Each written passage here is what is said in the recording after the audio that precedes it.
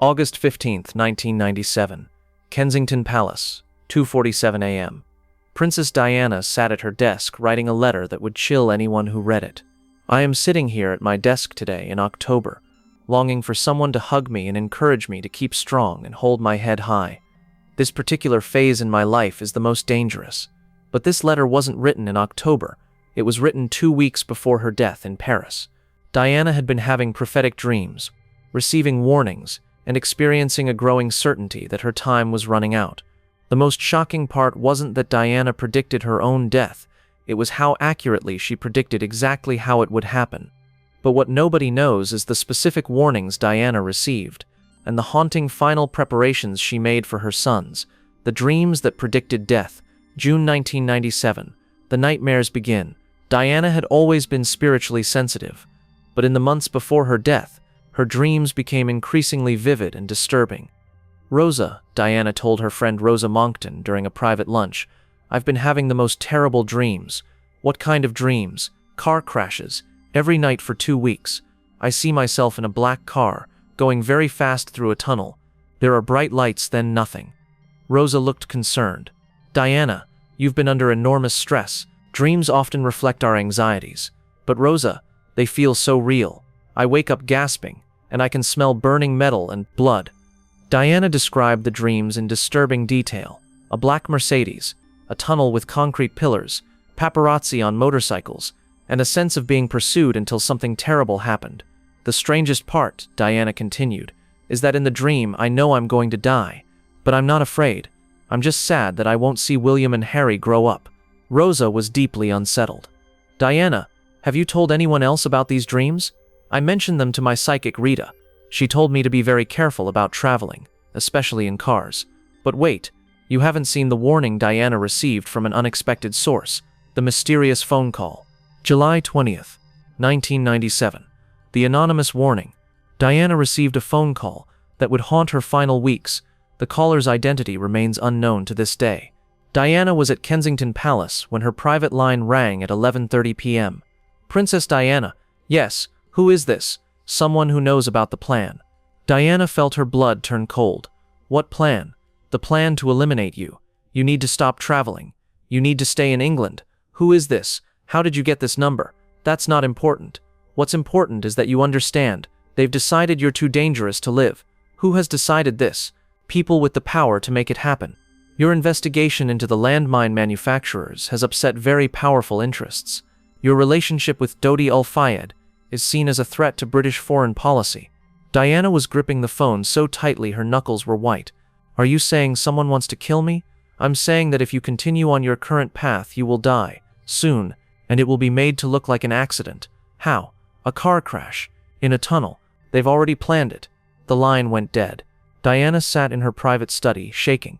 The anonymous caller had described exactly what she'd been seeing in her dreams. Hold up. Diana's response to the warning was shocking. The letter to Paul Burrell, August 1st, 1997. Diana's preparation. Instead of canceling her travel plans, Diana decided to document everything. She wrote a letter to her butler, Paul Burrell, that would become one of the most important pieces of evidence in her death investigation. My dearest Paul, I am sitting here at my desk today in October, longing for someone to hug me and encourage me to keep strong and hold my head high. This particular phase in my life is the most dangerous. My husband is planning an accident in my car, brake failure and serious head injury, in order to make the path clear for Charles to marry Camilla. I have been battered, bruised, and abused mentally by a system for 15 years now, but I feel no resentment. I carry no hatred. I am strong inside, and maybe that is a problem for my enemies. But I want you to know that should anything happen to me, it was not an accident. With love, Diana.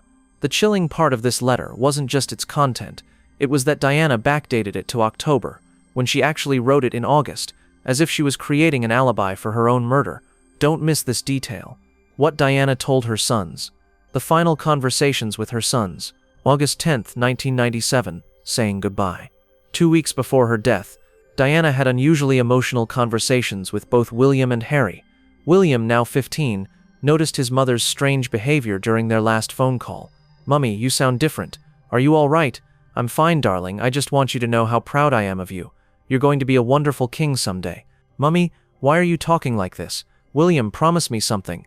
Promise me that no matter what happens, you'll take care of Harry. And promise me you'll always remember that I love you both more than life itself. Mum, you're scaring me. I'm sorry, sweetheart. I have a feeling that things are going to change soon. I want you to be prepared. Her conversation with Harry was even more heartbreaking. Harry, my darling boy, you have such a beautiful heart. Don't ever let anyone make you hard or cynical. Mum, what's wrong? You sound like you're saying goodbye. In a way, I am. We're all saying goodbye to something, Harry. Your childhood is ending.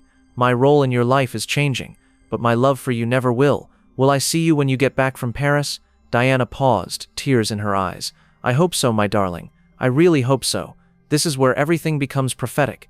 Diana's specific predictions, the exact predictions, August 15th, 1997, the final week. In her last week alive, Diana made several predictions that would prove chillingly accurate.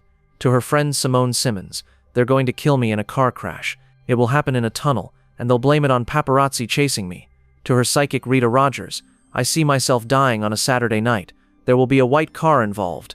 Dodie will die with me. To her bodyguard Ken Wharf, retired, they'll make it look like an accident, but the brakes will fail at the perfect moment, in the perfect place. To journalist Richard Kay, I have this feeling that someone is planning to kill me. It will be in a car, and it will be soon. I won't live to see Christmas. The most disturbing prediction came during her final phone call with Rita Rogers on August 30th. Rita, I had the dream again last night, but this time I saw the date. It's tomorrow night, August 31st. But you're not ready for what Diana did on her last day alive. The final day preparations, August 31st, 1997, finest. Diana's last hours. On her final day, Diana acted like someone who knew she was about to die. 10 a.m., Hotel Ritz, Paris. Diana called William and Harry one last time. My darlings, I love you both so much. Be good for your father, and remember everything I've taught you about kindness and compassion. 2 p.m., Diana's final letter. She wrote a final letter to her mother, Frances. Mummy, if you're reading this, then my fears have come true. Please tell my boys that I love them, and that everything I did was for them. 6 p.m., the prophetic statement Diana told Dodi Al-Fayed. Tonight feels different. Tonight feels final. 8 p.m., the final phone call. Diana called her friend James Colthurst. James, I need you to promise me something. If anything happens to me tonight, make sure people know it wasn't an accident. 11 p.m., just before leaving the hotel, Diana looked at herself in the mirror and whispered to her bodyguard Trevor Rees-Jones, "This is it. This is how it ends. You're not going to believe what Diana said just before getting in the car." The final moments. 11:30 p.m., August 31st, 1997, Hotel Ritz, rear exit. As Diana prepared to get into the black Mercedes that would carry her to her death, she made several statements that witnesses would never forget. To Henri Paul, the driver, "Are you sure you know where you're going? This feels like a trap." To Dodie, "I love you, but I have a feeling this is goodbye." To bodyguard Trevor Rees-Jones, "Trevor, if something happens to me tonight, tell my boys that Mummy fought to stay with them." As she got into the car, Diana looked back at the hotel and said, "I'll never see this place again." The most chilling moment came as they drove away. According to Trevor Rees-Jones, the only survivor, Diana's last coherent words were, "Oh God, they found us. This is how it happens." This was just before the paparazzi motorcycles appeared, and the high-speed chase through Paris began. Don't miss this revelation. The evidence Diana left behind, the evidence she prepared, Diana's final insurance policy. In the weeks before her death, Diana had been systematically preparing evidence and testimonies, hidden documents, copies of threatening letters stored in 3 different locations, audio recordings of suspicious phone calls, detailed timeline of accidents that had befallen people who opposed certain interests, witness statements, Romet's signed statements from friends about Diana's predictions, records of her conversations about threats to her life, documentation of her dreams and premonitions. Final video message. Diana recorded a 10-minute video message for William and Harry to be opened on their 25th birthdays. In it, she explains her fears about her safety and her love for them.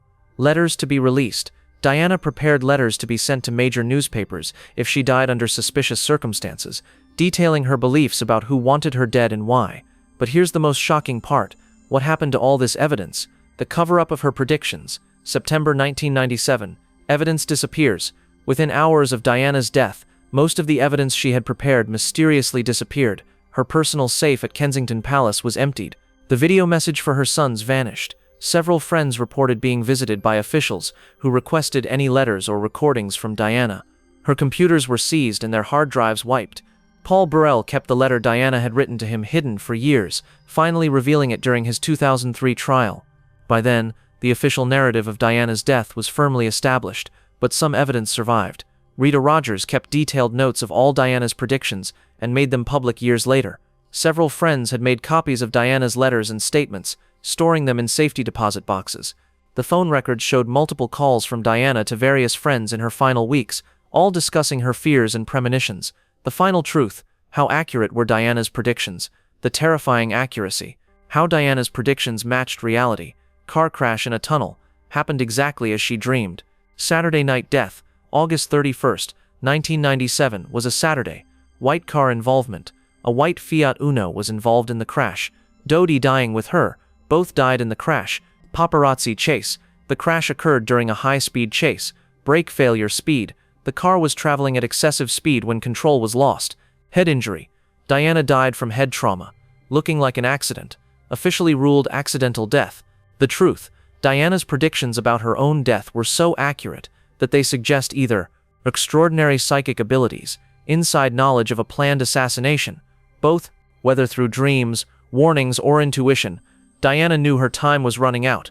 Her preparations and predictions show a woman who understood she was living on borrowed time and was trying to protect her sons and preserve the truth for history.